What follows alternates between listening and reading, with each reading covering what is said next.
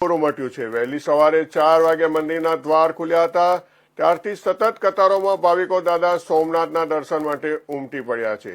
આ શ્રાવણ માસને ભાવિકો અનોખો અને મહત્વનો ગણાવી રહ્યા છે, કારણ કે ભાવિકોના મતે આ શ્રાવણ માસનો પ્રારંભ સોમવારથી થાય છે। અંતિમ દિવસ સોમવતી અમાસ છે, જ્યારે રક્ષાબંધન તેમજ જન્માષ્ટમી પણ સોમવારે આવે છે।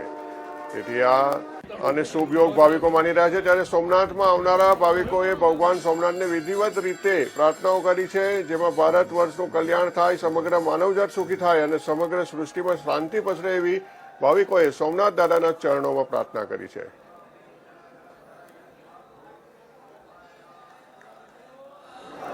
શ્રાવણ માસની અંદર શિવજીની ઉપાસના કરવાનો એક અનેરો મહિમા અને આજ ભારતના પ્રથમ જ્યોતિર્લિંગ સોમનાથ મંદિર ખાતે ભાવિકોનું એક ઘોડાપુર ઉમટ્યું છે। આપ જે દ્રશ્ય જોઈ રહ્યા છો તે સોમનાથ મંદિરના દ્રશ્ય છે।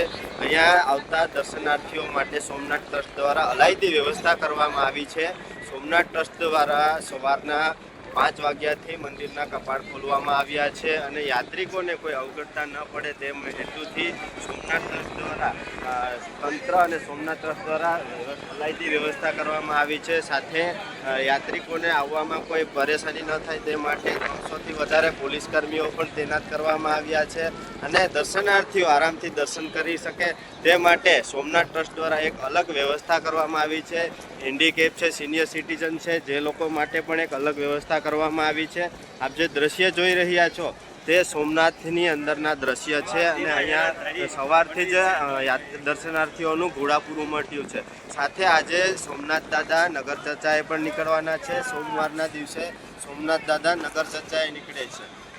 સાથે સોમનાથ ટ્રસ્ટ દ્વારા આવતા દર્શનાર્થીઓ માટે એક અલાયદી વ્યવસ્થા કરવામાં આવી છે, જેમાં સોમનાથ દાદા નગર ચર્ચાએ નીકળી અને લોકોને રૂબરૂ મળતા હોય તે રીતે એક અનુભવ થાય છે। તેના પરનાથી ઇન્ડિયા ન્યૂઝ।